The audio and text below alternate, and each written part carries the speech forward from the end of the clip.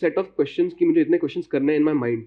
I know from the fact that generally in the UPSC level of difficulty in GS1, I end up attempting between 85 to 87, sometimes up till just 82 questions as well. How I decide the amount of questions I want to do is I look at each question. I never solve the paper in 2 iterations. I go linearly from 1 to 100 and I mark as I go in the OMR. I look at each question.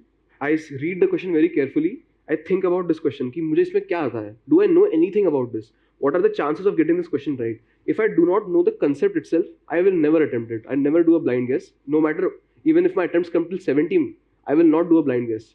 So I never think about the particular point कि इतने questions करना है, but I always look at each question individually and try to get marks out of it.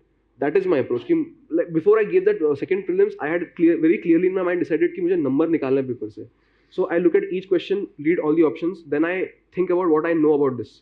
And based on that, I try to eliminate options, and that is what I would call as educated guessing. Based on what my knowledge is, I try to crack the question. So in that sense, sir, if you do directly from the sources what I know, it's around 30 questions, generally I've observed. And other than that, sir, I try to do this educated guessing wala thing. It ends up coming to around 80 questions. So it naturally happens that way. I never choose that I want to do these many questions. So, but in my first attempt, sir, the mistake that I made of making 60 questions is that I did only half the educated guessing that I should have done. I should have done more educated guessing. A slight amount of risk has to be taken. You will never be completely sure about the guesses you're making, but if you're even 50 to 60% sure, I think it's a valid attempt. You should play that ball.